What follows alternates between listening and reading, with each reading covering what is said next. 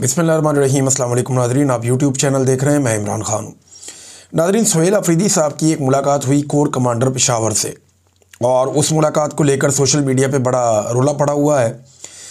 ये मुलाकात क्या हुई, क्यों हुई, मकसद क्या था, किसने करवाई, वजह क्या थी, और ये बाहर कैसे आया मामला। और मुलाकात जुमे वाले दिन हुई, सुबह पहले हाफ में, यानी 10 बजे के आसपास मुलाकात हुई, और जुमे से पहले पहले ये मुलाकात ख़त्म हो गई। उसके बाद सुहेल अफरीदी की जो मसरूफियात थी वो फिर 3 लगातार जलसे हुए, जुमे को, हफ्ते को, एतवार को वो जलसे करते रहे। और इससे एक दिन पहले सुहेल अफरीदी ने कोशिश की इमरान खान साहब से मुलाकात करने की अडियाला जेल में। जुमेरात को वो कोशिश करते हैं इमरान खान साहब से मुलाकात करने की, वो मुलाकात नहीं होती। सुहेल अफरीदी साहब वापस आते हैं खैबर पख्तूनख्वा में, वहाँ वज़ीर आला हाउस में उनकी मुलाकात होती है कोर कमांडर पेशावर से, और उसके बाद वो एक जलसे में जाते हैं। अगले दिन उनका एक जरगा होता है, और फिर अगले दिन करक के अंदर एक जलसा होता है। इन जलसों में सुहेल अफरीदी ने नहीं बताया कि उनकी कोर कमांडर से मुलाकात हुई। ये रूटीन की मुलाकात है, वैसे ये वज़ीर आला की ये होती रहती हैं मुलाकातें, लेकिन नॉर्मली ये चीज़ें सामने आ जाती हैं। हैरत की बात यह है कि सुहेल अफरीदी ने या उनकी टीम ने इस हवाले से आगाह नहीं किया मीडिया को, या वो शायद बताना नहीं चाह रहे थे कि उनकी मुलाकात हुई कोर कमांडर से। मुलाकात का जो बैकग्राउंड है वो क्या है, इसमें शहजाद अकबर साहब ने कोई इन्फॉर्मेशन दी है, और कुछ सोर्सेज से मेरे पास इन्फॉर्मेशन है, मैं आपके सामने रख देता हूँ। लेकिन उससे पहले ये मुलाकात जो है ये सुहेल अफरीदी की दरख्वास्त पे नहीं हुई, ये मुलाकात कोर कमांडर की दरख्वास्त पे हुई है। यानी ये ख्वाहिश जो है वो सुहेल अफरीदी की नहीं थी, वो कोर कमांडर की ख्वाहिश थी मुलाकात करने की, नंबर 1।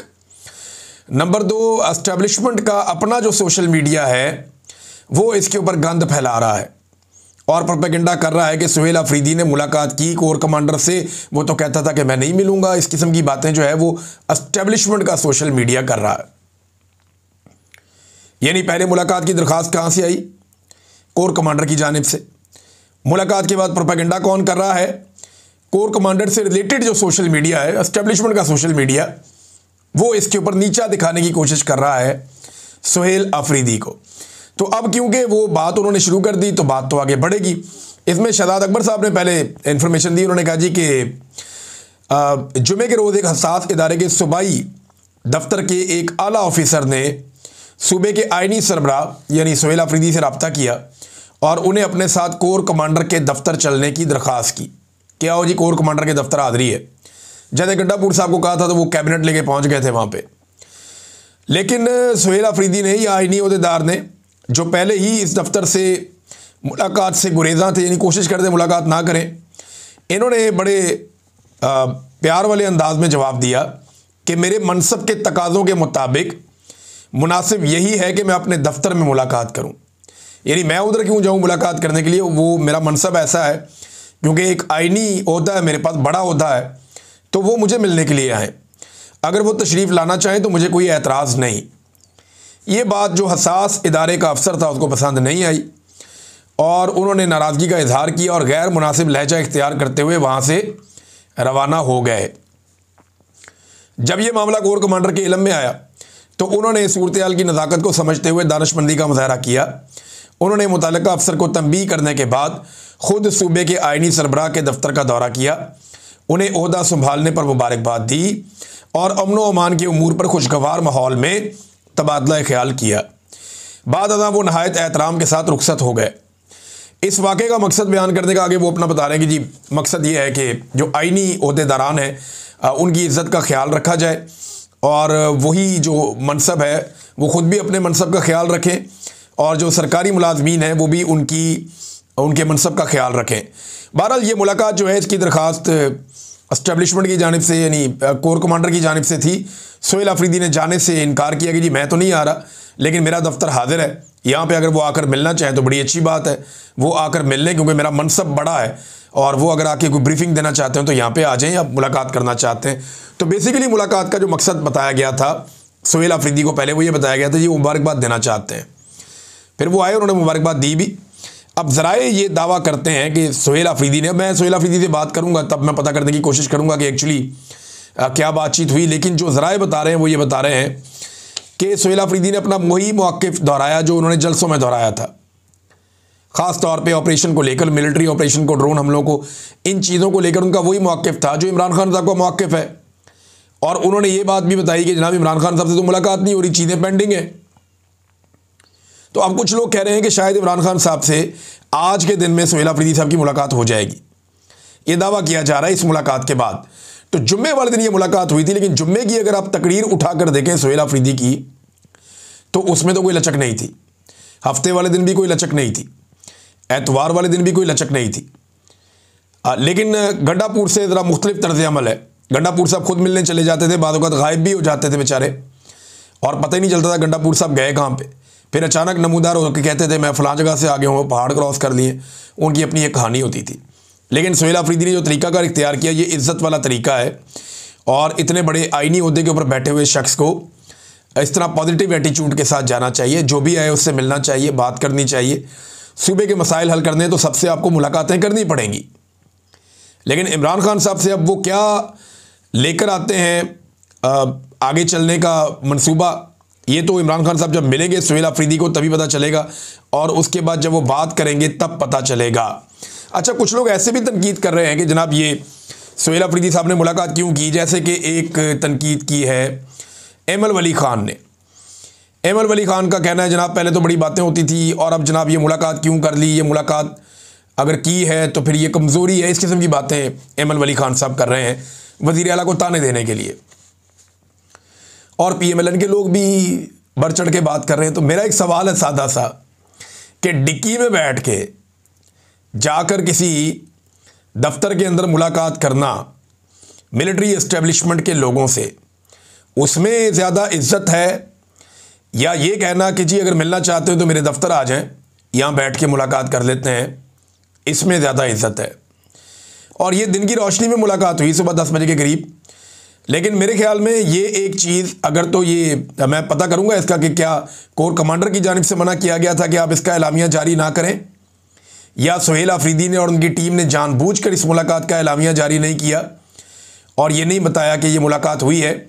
ये खबर इस तरह बाहर नहीं आनी चाहिए थी, उनको खुद बताना चाहिए था कि आज कोर कमांडर ने मुलाकात की ख्वाहिश का इजहार किया, वो आए और आकर मिले और फलां चीज़ पे बात हुई।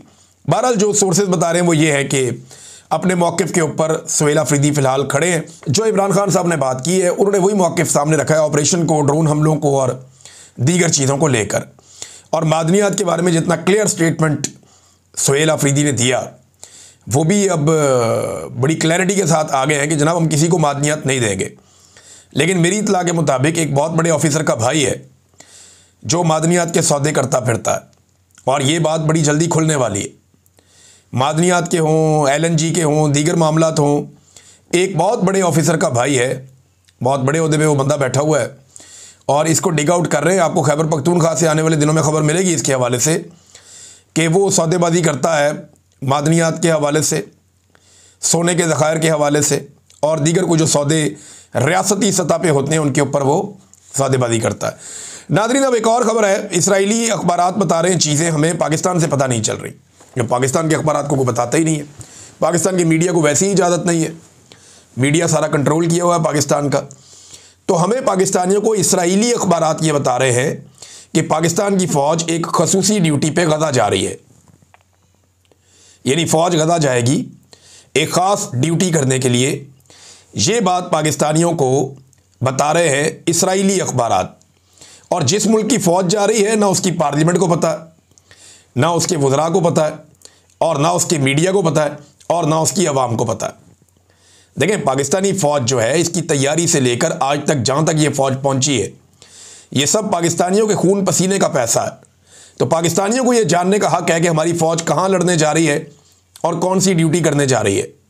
नवाज शरीफ के दौरे हुकूमत में यमन में पाकिस्तान की फ़ौज को बुलाया गया था अरब ममालिक की जानिब से। तो उस वक्त पार्लियामेंट ने यह फैसला किया था कि हम इस लड़ाई से अपने आप को बाहर रखेंगे, और पाकिस्तान ने एक दानिशमंदाना फ़ैसला कर लिया था। लेकिन आज तो पार्लियामेंट बेतौकीर है, अदलिया भी फारिग है, मीडिया भी फारिग है, कोई बात ही नहीं करता। तो हमें इसराइली अखबारात से पता चलता है, द टाइम्स ऑफ इसराइल और दीगर अखबारात ये बताते हैं कि जनाब पाकिस्तानी फ़ौज जा रही है कहाँ, गज़ा में। और गज़ा में क्या काम करने जा रही है, इस हवाले से मैं एक ख़बर आपके सामने रखता हूँ यहाँ पे। ये जनाब नेतन्याहू के हवाले से ख़बर है कि गजा फोर्स में कौन सी गैर मुल्की अफवाज काबिल कबूल होंगी, फैसला इसराइल करेगा। यानी उन्होंने कहा कि जी हमें तुर्की की फ़ौज काबिल कबूल नहीं है, गजा में ये फ़ौज हमें पसंद नहीं है, झगड़ा करती है, इसराइल के लिए प्रॉब्लम क्रिएट करेगी या इसराइली मफादात के ख़िलाफ़ काम करेगी, लिहाजा इसराइल को ये काबिल कबूल नहीं है कि वहाँ पे तुर्की की फ़ौज आए। लेकिन पाकिस्तानी फ़ौज के हवाले से इसराइली मीडिया बताता है कि पाकिस्तानी फ़ौज का अप्रूवल है और बाकायदा अमेरिकन्स ने, उनकी गवर्नमेंट ने यह बता दिया है कि इसराइल को पाकिस्तानी फ़ौज के बारे में कोई एतराज़ नहीं है। इसराइल ने अप्रूवल दे दिया है, पाकिस्तान की फ़ौज गजा में जाके खिदमात सर अंजाम दे सकती है। अब कौम को मंजन बेचा जाएगा कि जनाब गजा में पाकिस्तानी फ़ौज का जाना एक बहुत बड़ी सआदत है। गजा कोई मजहबी मुकाम नहीं है, समंदर के किनारे एक इलाका है जहाँ पे फ़लस्तीनी आबाद हैं और यहाँ पे हमास है जिसने इसराइल के साथ एक लंबे अरसे से लड़ाई शुरू कर रखी है। हमास का ख़तरा इसराइल के ऊपर हमेशा मंडलाता रहता है। इसराइल उस खतरे को ख़त्म करना चाहता है और इसराइल की फ़ौज लड़ लड़ के बमबारी कर करके मामले को यहाँ तक ले आई है। पूरी दुनिया में इसराइल के ऊपर तू होती है, उनकी पॉलिसी के ऊपर, उनकी बमबारी के ऊपर लोग जो हैं वो रिएक्शन देते हैं। मगरबी ममालिक में बड़ा सख्त रिएक्शन इसराइल के ऊपर आता है।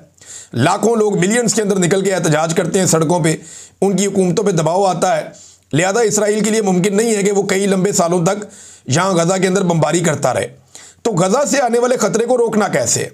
वहाँ पे एक ऐसी फ़ौज होना चाहिए जो इसराइली सरहदों की और गजा की सरहदों की हिफाजत करे और कोई प्रॉब्लम क्रिएट ना होने दे। अब ये वो फ़ौज है जो बनने जा रही है कि बैनुल-अक़वामी इस्तेहकाम फोर्स जो बनने जा रही है, इसमें जनाब पाकिस्तान को शामिल किया गया। इसराइल ने एनओसी दे दिया कि जनाब पाकिस्तान को आप ले आए, कोई मसला नहीं है, आपने तुर्की को नहीं आने देना, वो प्रॉब्लम क्रिएट करते हैं इसराइल के लिए। पाकिस्तान जो कोई प्रॉब्लम नहीं, पाकिस्तान को ले आए। नेतन्याहू कह रहा है कि इसराइल तय करेगा कौन आएगा कौन नहीं आएगा। इसराइली अखबार कह रहे हैं कि जनाब पाकिस्तान तय हो गया, वो आ रहा है और अमेरिकन हुक्मरान बता रहे हैं जी पाकिस्तानियों की अप्रूवल, इसराइल को कोई एतराज़ नहीं है, वो आ जाए, कोई बात नहीं है। अब इसमें पूरे पाकिस्तान के अंदर सवालात उठ रहे हैं। जो सवालात पाकिस्तान में उठ रहे हैं, तमाम लोगों ने लगभग एक ही तरह के सवाल किए हैं, एक ही तरह के। सेनेटर मुश्ताक अहमद साहब ने भी इससे मिलते जुलते ही सवाल किए हैं और यही सवाल हैं जो सबके ज़हनों में है। मैं आपको पढ़ के सुना देता हूँ। अब बहुत अफसोसनाक है कि अब हमें इसराइली अखबारात जो है गजा में इंटरनेशनल स्टेबलाइजेशन फोर्स में अफवाज पाकिस्तान की तैनाती की इतला दे रहे हैं। कहाँ है ISPR? कहाँ है पाकिस्तान की वजारत खारजा? वैसे पूछना चाहिए कहाँ है पाकिस्तान की वजारत इतलात भी। मैं बहैसियत पाकिस्तानी शहरी हुकूमत पाकिस्तान से दर्ज झेल सवालात की वजाहत चाहता हूँ। नंबर 1, क्या यह दुरुस्त है कि अफवाज पाकिस्तान अमरीकी मनसूबाबंदी के तहत गजा में तैनात हो रही हैं?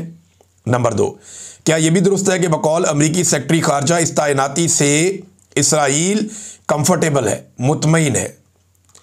नंबर 3, अब अमरीकी सेक्रेटरी खारजा ने कहा ना, मार्को रूबियो ने, उन्होंने कह दिया इसराइल मुतमईन है पाकिस्तान से, कोई प्रॉब्लम नहीं है, तुर्की से मुतमईन नहीं है, ईरान से मुतमईन नहीं है।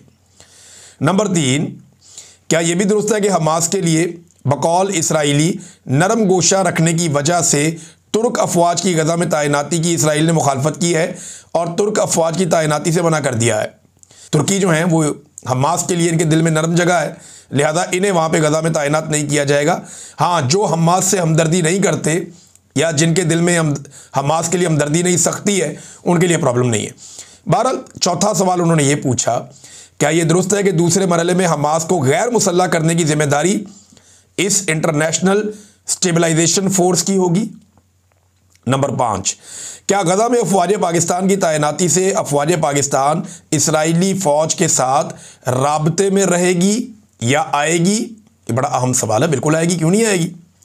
एक तरफ इसराइली फ़ौज खड़ी है, दूसरी तरफ आप खड़े हैं, तो राब्ता तो रहेगा। और दूसरा, गजा के अंदर जो सारा इंतज़ाम है वो आपके ज़िम्मे हो गया।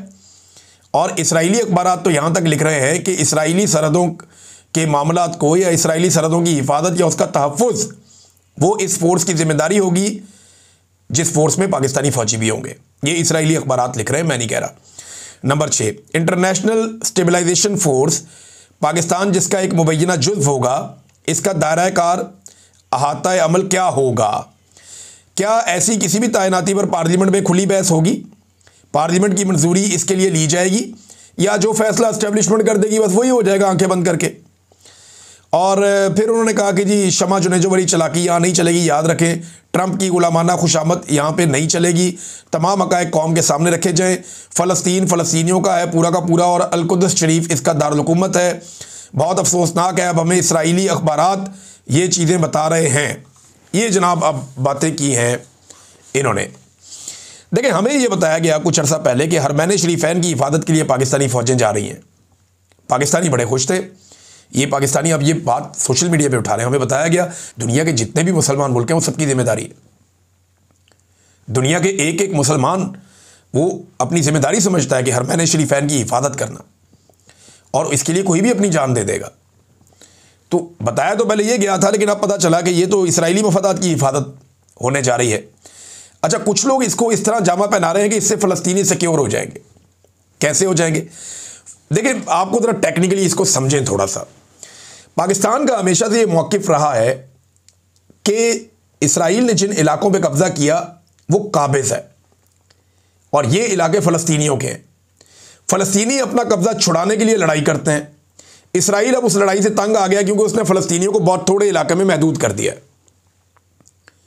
अब वो ये चाहता है कि ये इन इलाकों के अंदर ही महदूद होकर ज़िंदगी गुजारें, अपने दूसरे इलाकों के बारे में भूल जाएं। ये काम करने के लिए उसे बहुत फ़ौजी ताकत इस्तेमाल करनी पड़ती है। वो जो फ़ौजी ताकत इसराइल इस्तेमाल करता है उसके वजह से पूरी दुनिया में उसकी बदनामी होती है। तो अब एक इंटरनेशनल स्टेबलाइजेशन फोर्स जिसमें मुसलमान ममालिक के फ़ौजी हैं वो जाएगी और वो ये काम करेगी कि जी जहाँ पे फ़लस्तीनी है वो वहाँ पे ही रहे और जहाँ पे इसराइली है वो वहाँ पे ही रहे, और इसराइलियों को प्रॉब्लम ना हो और फ़लस्तीनियों को प्रॉब्लम ना हो। भाई, इसराइलियों ने वहाँ पे फ़लस्तीनियों को क्यों मारना है? वो सिर्फ ये चाहते हैं कि उनके खिलाफ कोई मुज़ाहमत ना हो। तो जब ये फोर्स वहाँ पे मौजूद होगी तो इसराइल के खिलाफ मुज़ाहमत ख़त्म हो जाएगी। ये इस बात की गारंटी है, ये फोर्स जो मुझे समझ आ रही है। सादी सादी बात ये है। तो पाकिस्तान की नज़र में जो पाकिस्तान की पहले पॉलिसी थी, इसराइल एक काबिज़ था, लेकिन अब जो है वो कब्ज़ा करने वालों और जो मकबूजा रहने वाले लोग हैं उनके बीच में जो एक फ़ौज बनने जा रही है उसका पाकिस्तान हिस्सा भी बनेगा। ये है नाज़रीन सूरत-ए-हाल। अख्तर मेंगल साहब ने भी इस पर आवाज़ उठाई, लेकिन पाकिस्तान तहरीक इंसाफ को, फजल रहमान साहब को, जमात इस्लामी को और दीगर जो अपोजिशन जमातें हैं उन सबको इस पर सवालात सामने रखने चाहिए। वकला को भी सवालात सामने रखने चाहिए। उलमा इकराम को अगर लगे कि इसके अंदर कोई ऐसी चीज़ है जो पूछी जानी चाहिए तो उलमा इकराम को भी सवालात उठाने चाहिए। सवाल उठाने में कोई हर्ज नहीं है। मीडिया का तो पाकिस्तान में वैसे ही बेड़ा गर्क करके रख दिया। इस पर एक फाइनेंशियल टाइम्स की एक रिपोर्ट छपी हुई है। उस रिपोर्ट का एक हिस्सा मेरे पास है, मैं आपको पढ़ के सुनाता हूँ कि रिपोर्ट कहती क्या है। ये देखें जी, ये रिपोर्ट है। ये रिपोर्ट कहती है कि आसिम मुनीर ने यकीनन अपने इख्तियार को मजबूत करने में बेरहमी का मुजाहरा किया। ये अमरीकी फाइनेंशियल टाइम है। अदालतें कई सालों के मुकाबले में ज़्यादा ताबे नज़र आती हैं। यानी माजी में अदालतें इतनी कब्ज़े में नहीं थी, कंट्रोल में नहीं थी जितनी अब कंट्रोल में है। टीवी एंकर्स और कॉलम निगारों का कहना है कि वो सख्त सेंसरशिप का सामना कर रहे हैं और मरकज़ी हिज़्ब इख्तिलाफ यानी पाकिस्तान तहरीक इंसाफ के ज़्यादातर रहनुमा या तो जेल में हैं या छुपे हुए हैं। इसी दौरान फ़ौज का कारोबार के मैदान में असर रसूख मुसलसल बढ़ता जा रहा है, जैसे कि SIFC हो गया या दीगर चीज़ें हो गई, मादनियात हो गई, ज़राअत हो गई। बहुत सारे शोबों में जो फ़ौज से मुंसलिक इदारे हैं वो बहुत तेज़ी से आगे बढ़ रहे हैं। ये भी उन्होंने लिखा। तज्ज़ियाकारों का कहना है कि आसिम मुनीर ने इतनी ज़्यादा ताकत अपने हाथ में जमा कर ली है जितनी उन फ़ौजी हुक्मरानों के पास भी नहीं थी जिन्होंने बाज़ाब्ता तौर पर पाकिस्तान में मार्शल लॉ का निफाज किया था। इसके अलावा आसिम मुनीर ने अपने लिए मुमकिना तौर पर एक दिहाई की हुक्मरानी की बुनियाद रख दी है कि 10 साल तक वो यहाँ पे हुक्मरानी करते रहेंगे पाकिस्तान में, क्योंकि महर तस्दीक के तौर पे काम करने वाली पार्लियामेंट ने उसकी मुद्दत मुलाजमत को 3 से बढ़ाकर 5 साल कर दिया है, जिसे बाद में दोबारा तौसी भी दी जा सकेगी। यानी एक मरतबा फिर उनको जो है एक्सटेंशन दी जा सकेगी। अगर 5 साल मुकम्मल करते हैं उसके बाद फिर तो 10 साल की जो हुकूमत है उसकी बुनियाद रखी है आसिम मुनीर साहब ने अपने लिए। वैसे मैं एक चीज़ आपके सामने रखता हूँ, तारीख अपने आप को ना दोहराती है। एग्जैक्टली जो काम मुशर्रफ के लिए काफिली करती थी ना, वही सेम काम इस वक्त आसिम मुनीर साहब के लिए पीपल्स पार्टी और PMLN कर रही है। उस दौर में भी सारा इक़्तिदार परवेज़ मुशर्रफ साहब के पास था और जो पॉलिटिकल पार्टी जिनको वो इक़्तिदार में लाए थे, यानी पीपल्स पार्टी पार्लियामेंटेरियन करके एक जमात थी, वो आफ्ताब शेरपाव वगैरह उसके अंदर थे, और राव सिकंदर इकबाल वगैरह थे उसके अंदर। वो जो पॉलिटिकल पार्टी थी ना, मेरे ख्याल में उसमें वो भी थे, यहाँ झंग से एक पाकिस्तान पीपल्स पार्टी के एक रहनुमा होते थे, फैसल साले हयात वगैरह, ये सारे उसके अंदर थे। वो जो पॉलिटिकल पार्टी थी पीपल्स पार्टी और काफ लीग, उन्होंने जितनी खिदमत सर अंजाम दी परवेज़ मुशर्रफ के लिए, बिल्कुल वही वाला रोल आजकल जरदारी और नवाज शरीफ साहब की PMLN और पीपल्स पार्टी मौजूदा आर्मी चीफ के लिए अंजाम दे रहे हैं। कोई ज़्यादा फ़र्क नहीं है। हाँ, ये फ़र्क है कि मुशर्रफ ने वो कुछ नहीं किया पाकिस्तान में जो अब हो रहा है। जितना जुल्म अब हो रहा है पाकिस्तान में, मुशर्रफ के दौर में भी नहीं हुआ था। उसके दौर में मीडिया फिर भी कुछ आज़ाद था, अब बिल्कुल नहीं है। पॉलिटिकल लोगों की थोड़ी बहुत हैसियत थी, अब बिल्कुल नहीं है। और अदालतें कहीं ना कहीं अपना काम करने की कोशिश करती थी। अब तो अदालतों के भी ऐसा लगता है कि टुथलेस कर दिया गया है, अदालतें कोई काम ही नहीं कर सकती, बिल्कुल उनके पास इख्तियारात ही नहीं है। फिर बात करेंगे इसके ऊपर डिटेल में। अब तक के लिए इतनी, अपना ख्याल रखिएगा, अपने इस चैनल का भी। अल्लाह हाफ़िज़।